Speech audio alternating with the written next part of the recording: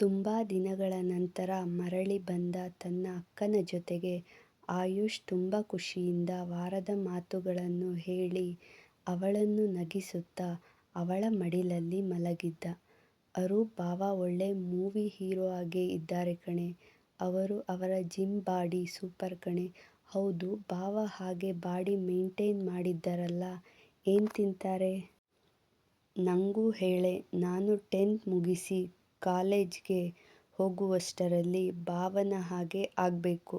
ಆಮೇಲೆ ಹುಡುಗಿಯರು ನಂಗೆ ಪ್ರಪೋಸ್ ಮಾಡೋಕೆ ಕ್ಯೂ ನಿಲ್ತಾರೆ ಗೊತ್ತಾ ಎಂದು ಕಾಲರ್ ಮೇಲೇರಿಸಿ ಹೇಳಲು, ಮೊದಲು ಸ್ಕೂಲ್ಗೆ ಬಂಕ್ ಮಾಡೋದು ಬಿಟ್ಟು ನೆಟ್ಟಗೆ ಸ್ಕೂಲ್ ಹೋಗಿ 10th ಸ್ಟ್ಯಾಂಡರ್ಡ್ ಪಾಸ್ ಮಾಡೋದು ನೋಡು. ಆಮೇಲೆ ಕಾಲೇಜ್ಗೆ ಹೋಗಿ ಹುಡುಗಿ ನೋಡುವಂತೆ. ಬರ್ತಾ ಬರ್ತಾ ರಾಯರ ಕುದುರೆ ಕತ್ತೆ ಆಯ್ತಂತೆ. ಹಾಗೆ ಆಯ್ತು. ನೀನು ಹೇಳಿದ್ದು. ಲೇ ಅರು, ಹೊಟ್ಟೆ ಕಿಚ್ಚು ಕಣೆ ನಿಂಗೆ. ನಿನ್ನ ಗಂಡನಷ್ಟು ಹ್ಯಾಂಡ್ಸಮ್ ಯಾರೂ ಇರಬಾರದು. ಅದಕ್ಕೆ ಅವ್ರು ಏನು ತಿಂತಾರೆ ಅಂತ ಹೇಳ್ತಾ ಇಲ್ಲ ನೀನು ಎಂದು ನಗುತ್ತಾ ಅವಳ ಮುಖವನ್ನು ನೋಡಲು ಅವನ ತಲೆಯ ಮೇಲೆ ಮೊಟಕಿ ಅವರು ಪ್ರತಿದಿನ ಒಂದೆರಡು ಕೆಂಡ ನುಂಗ್ತಾರೆ. ಅದಕ್ಕೆ ಕಣ್ಣಿನಲ್ಲಿ ಬೆಂಕಿಯನ್ನು ಉಗುಳುತ್ತಾರೆ. ಬೇಕಿದ್ರೆ ಹೇಳು, ನಿಂಗೂ ನುಂಗಿಸ್ತೀನಿ ಎಂದು ಕೋಪದಿಂದ ಅವನ ಮುಖವನ್ನು ನೋಡಲು, ಅಮ್ಮ ತಾಯಿ, ನಿನ್ನ ಗಂಡನಿಗೆ ಬೇಕಾದ್ರೆ ನಂದು ಸೇರಿಸಿ ನುಂಗಿಸು, ನಂಗೆ ಮಾತ್ರ ಬೇಡ ಎಂದು ಕೈ ಮುಗಿದು ಅವಳ ಮೊಬೈಲ್ ತೆಗೆದುಕೊಂಡ ಆಯುಷ್ ಓಡಲು, ಏ ಕೋತಿ, ಓದೋದು ಬಿಟ್ಟು ಯಾವಾಗಲೂ ಫೋನ್ ನೋಡ್ತೀಯಾ, ಕೊಡು ನನ್ನ ಫೋನ್ ಎಂದು ಅವನ ಹಿಂದೆ ಓಡಲು, ಅರು ಪ್ಲೀಸ್ ಕಣೆ 5 ನಿಮಿಷ ಅಷ್ಟೇ ಎಂದು ತಾನು ಕೂಡ ಅವಳಿಗೆ ಸಿಗದಂತೆ ಮೊಬೈಲ್ ತೆಗೆದುಕೊಂಡು ಹೊರಗೆ ಓಡಿದನು. ಅವಳ ಬಳಿಗೆ ಬಂದ ರಾಧಾ ಅವರು, ಅರು ಹೋಗಮ್ಮ, ಸ್ವಲ್ಪ ಹೊತ್ತು ರೆಸ್ಟ್ ಮಾಡು ಎನ್ನಲು, ಅಮ್ಮ ನಾನೇನು ಕೆಲಸ ಮಾಡಿ ಸುಸ್ತಾಗಿದೆ ಎಂದು ರೆಸ್ಟ್ ಮಾಡಲಿ, ನಾನು ನಿಮ್ಮ ಜೊತೆಗೆ ಅಡುಗೆ ಮಾಡಲು ಹೆಲ್ಪ್ ಮಾಡ್ತೀನಿ ಎಂದು ರಾಧಾ ಅವರ ಜೊತೆಗೆ ಅಡುಗೆ ಮಾಡಲು ನಿಂತಳು. ಸಂಜೆ 7 ಇನ್ನೂ ಮೊಬೈಲ್ ಹಿಡಿದು ಕುಳಿತಿದ್ದ ಆಯುಷ್ ಕಂಡು ಆರೋಹಿ ಕೋಪ ಮತ್ತಷ್ಟು ಹೆಚ್ಚಾಗಿತ್ತು. ಆಯು, ನಾನು ನೋಡ್ತಾನೇ ಇದ್ದೀನಿ, ಅದೇನು ನೀನು ಆಗಿನಿಂದ ಮೊಬೈಲ್ ಒಳಗೆ ಮುಳುಗಿದ್ದೀಯಾ? ಯಾವಾಗಲೂ ಹೀಗೆ ಫೋನ್ ನೋಡ್ತಾನೇ ಇದ್ರೆ ಓದೋದು ಯಾವಾಗ? ಮೊದಲು ಕೊಡು ಫೋನ್ ಎಂದು ಕಿತ್ತುಕೊಳ್ಳಲು ಹೋದವಳ ಕೈಗೆ ಸಿಗದೆ ಮನೆಯ ತುಂಬ ಓಡಾಡಿಕೊಂಡು,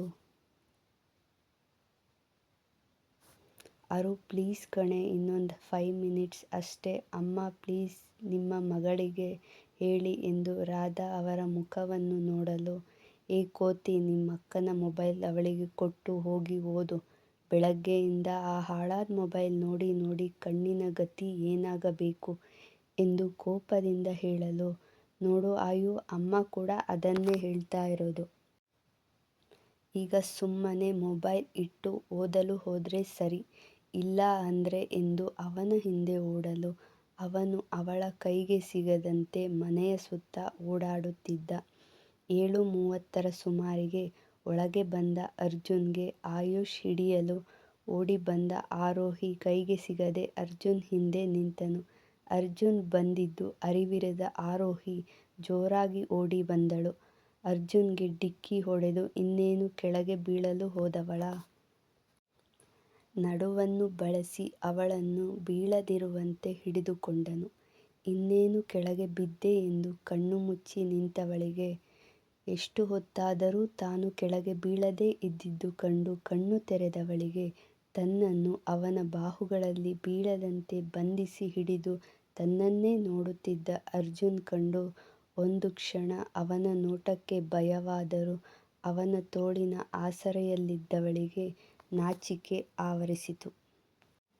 ಇನ್ನೇನು ಕೆಳಗೆ ಬಿದ್ದೇ ಬಿಟ್ಟೆ ಎಂದವಳಿಗೆ ಅರ್ಜುನ್ ಅವಳನ್ನು ಬೀಳದಂತೆ ಹಿಡಿದುಕೊಂಡದ್ದು ಕಂಡು ಆರೋಹಿ ಮನಕ್ಕೆ ಭಯದಲ್ಲೂ ನಾಚಿಕೆ ಜೊತೆಗೆ ಮನಕ್ಕೆ ಅವನ ತೋಳುಗಳಲ್ಲಿ ಏನೋ ಭದ್ರತೆ ಮೂಡಿತು. ತನ್ನವನ ಮೊದಲ ಸ್ಪರ್ಶದಿಂದ ಹೆದರಿಕೆಯಲ್ಲೂ ಅವಳ ಮನವು ಹೂವಾಗಿತ್ತು. ಹಾಗೇ ಇಬ್ಬರೂ ಒಬ್ಬರನ್ನೊಬ್ಬರು ನೋಡುತ್ತಾ ಮೈಮರೆತು ನಿಂತಿದ್ದವರ ಎಚ್ಚರಿಸಿದ್ದು ಆಯುಷ್ ಧ್ವನಿ. ಲೇ ಅರು, ನಾನೊಬ್ಬ ಪುಟ್ಟ ಹುಡುಗ ಇಲ್ಲಿ ನಿಂತಿದ್ದೀನಿ. ಏನು ಅರಿಯದ ಮುಗ್ಧ ಹುಡುಗನ ಮುಂದೆ ನೀವು ಹೀಗೆ ಓಪನ್ ರೊಮ್ಯಾನ್ಸ್ ಮಾಡೋದು ಎಷ್ಟು ಸರಿ? ಇದನ್ನೆಲ್ಲ ನಿಮ್ಮ ರೂಮಿನಲ್ಲಿ ಇಟ್ಟುಕೊಳ್ಳಿ. ಮನೆಯಲ್ಲಿ ಒಂದು ಪುಟ್ಟ ಪಾಪು ಓಡಾಡುತ್ತಿರುತ್ತದೆ ಎಂದು ನಗಲು ತಕ್ಷಣವೇ ಎಚ್ಚೆತ್ತುಕೊಂಡ ಇಬ್ಬರು ಅರ್ಜುನ್ ಆರೋಹಿಯನ್ನು ಬಿಟ್ಟು ದೂರ ಸರಿದು ನಿಂತರೆ, ಆರೋಹಿ ಅವನ ಮುಖವನ್ನು ನೋಡಲು ನಾಚಿಕೆಯಾಗಿ ಆಯುಷ್ ಬಳಿಗೆ ಬಂದವಳು. ಆಹಾ, ಏನು ಗೊತ್ತೇ ಇಲ್ಲ ಪುಟ್ಟ ಮಗು ನೀನು. ಆಗಲೇ ಯಾರೋ ಹೇಳ್ತಾ ಇದ್ರು, ಹುಡುಗಿಯರು ನನ್ನ ನೋಡೋಕೆ ಕ್ಯೂ ನಿಂತು ಮಾತನಾಡೋಕೆ ಕಾಯ್ತಾ ಇರ್ತಾರೆ ಅಂತ. ಇದೆಲ್ಲ ಪುಟ್ಟ ಮಕ್ಕಳ ಬಾಯಲ್ಲಿ ಬರುವಂಥ ಮಾತುಗಳು ಅಲ್ವಾ? ಎಂದು ಅವನ ಕಿವಿ ಹಿಂಡಲು, ಭಾವ ನೋಡಿ ಈ ಅರು ನನ್ನ ಹೇಗೆಲ್ಲ ಅಯ್ಯೋ ಅನ್ನಿಸ್ತಾಳೆ. ಭಾವ, ಇವಳನ್ನು ಹೇಗೆ ತಡೆದುಕೊಳ್ಳುತ್ತೀರಾ ನೀವು? ಭಾವ, ನಿಮ್ಮ ಹೆಂಡ್ತಿ ಹೇಳ್ತಾ ಇದ್ಲು ನೀವು ತುಂಬ ಹ್ಯಾಂಡ್ಸಮ್ ಆಗಿ ಹೀರೋ ಥರ ಇದ್ದೀರಾ ಅಂತ ಎಂದು ನಾಲಿಗೆ ಹೊರಚಾಚಿ ಅರ್ಜುನ್ ಅಣಕಿಸಲು, ಅರ್ಜುನ್ ಆಶ್ಚರ್ಯದಿಂದ ಆರೋಹಿ ಮುಖವನ್ನು ನೋಡಲು ಹೆದರಿಕೆಯಿಂದ, ಆರೋಹಿ, ಅಯ್ಯೋ ಪಾಪಿ, ನೀನು ಹೇಳಿ ನಾನು ಹೇಳಿದ್ದು ಅಂತ ಸುಳ್ಳು ಹೇಳ್ತೀಯಾ ಎಂದು ಅವನಿಗೆ ಹೊಡೆಯಲು, ಅವನ ಹಿಂದೆ ಓಡಲು, ಇವರ ಮಕ್ಕಳ ಆಟವನ್ನು ಕಂಡು ಅರ್ಜುನ್ ಮುಖದಲ್ಲಿ ಮುಗುಳ್ನಗೆ ಮೂಡಿತು. ನಗುತ್ತಾ ಆರೋಹಿ ರೂಮಿನೊಳಗೆ ನಡೆದನು. ಅಕ್ಕ ತಮ್ಮಂದಿರ ಜಗಳವನ್ನು ಕಂಡು ರಾಧಾ ಅವರು, ಏ ಆಯು, ಮನೆಗೆ ಭಾವ ಬಂದಿದ್ದಾರೆ, ಅವರ ಮುಂದೆ ಹೇಗೆ ಇರಬೇಕು ಅಂತ ಗೊತ್ತಾಗೋದಿಲ್ವಾ? ಹೋಗು, ಸುಮ್ಮನೆ ಓದ್ಕೋ ಹೋಗು ಎಂದು ಗದರಿ ಅವನ ರೂಮಿಗೆ ಕಳುಹಿಸಿದರು. ಅರು, ನೀನು ಹೋಗಿ ಅರ್ಜುನ್ಗೆ ಕಾಫಿ ಕೊಟ್ಟು ಫ್ರೆಶ್ ಆಗಲು ತಿಳಿಸಿ ಊಟಕ್ಕೆ ಕರ್ಕೊಂಡು ಬಾ ಎನ್ನಲು, ಆಗಲೇ ಅವನ ತೋಳುಗಳಲ್ಲಿ ಬಂದಿಯಾಗಿದ್ದ ಕ್ಷಣ ನೆನೆದು ಅವಳ ಒಡಲು ಕಂಪಿಸಿತು. ಏನೇ ಯೋಚಿಸ್ತಾ ಇದೀಯಾ? ಹೋಗು, ಹೋಗಿ ಕಾಫಿ ಕೊಡು ಎನ್ನಲು ಪೆಚ್ಚಾಗಿ ನಗುತ್ತಾ ಅಲ್ಲಿಂದ ಅಡುಗೆ ಮನೆಗೆ ಹೋದವಳು ಕಾಫಿ ತೆಗೆದುಕೊಂಡು ರೂಮಿಗೆ ಬಂದಳು.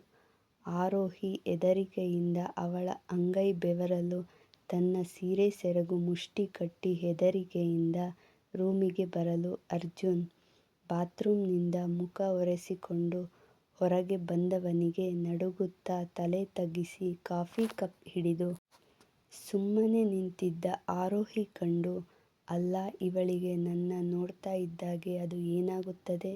ನನ್ನ ನೋಡಿದ್ರೆ ಸಾಕು ಯಾವುದೋ ಹಾರರ್ ಮೂವಿಯಲ್ಲಿ ಬರುವ ದೆವ್ವದ ಥರ ಹೆದರುತ್ತಾಳೆ ಎಂದು ನಿಧಾನವಾಗಿ ಅವಳ ಬಳಿಗೆ ಬಂದವನು ಅವಳ ಕೈಯಲ್ಲಿ ಇದ್ದ ಕಾಫಿ ಕಪ್ ತೆಗೆದುಕೊಂಡು, ಊಟಕ್ಕೆ ಬನ್ನಿ ಎಂದವಳು ನಡುಗುತ್ತಾ ಅಲ್ಲಿಂದ ಓಡಿದಳು.